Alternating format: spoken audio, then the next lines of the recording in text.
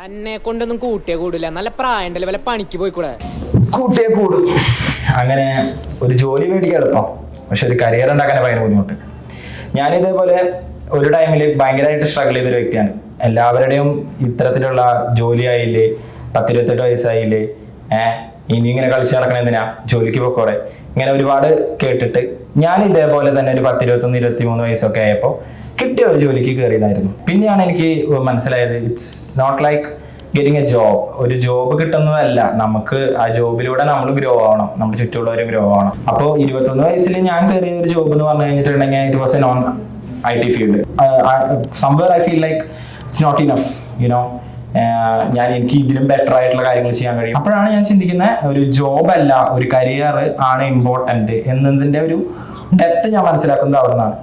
So ഞാൻ ആലോചിച്ചു, like ഞാൻ പഠിച്ചൊരു ഫീൽഡിൽ തന്നെ ഒരു ജോബ് സെറ്റ് ആക്കണം എന്ന് ആലോചിച്ചിട്ട് ഞാനിങ്ങനെ കുറേ റിസർച്ച് ചെയ്തു, കുറേ പേരെ റെഫർ ചെയ്തു. അങ്ങനെ ഇരിക്കുമ്പോഴാണ് ഞാൻ ലൂമിന ടെക്നോ ലാബിനെ പറ്റിയിട്ട് അറിയുന്നത്. Like finally after 6-7 years of gap വീണ്ടും ഒരു സോഫ്റ്റ്വെയർ ഡെവലപ്പർ ആയിട്ട് വീണ്ടും ആ ഒരു സോഫ്റ്റ്വെയർ ഫീൽഡിലേക്ക് വന്നതിൽ വളരെ സന്തോഷമുണ്ട്, ജോലി കിട്ടിയതിൽ സന്തോഷമുണ്ട്. സോ ഞാൻ പറഞ്ഞ പോലെ കരിയറിൽ ഫോക്കസ് ചെയ്യാം, ബാക്കിയൊക്കെ ശരിയായിരിക്കും.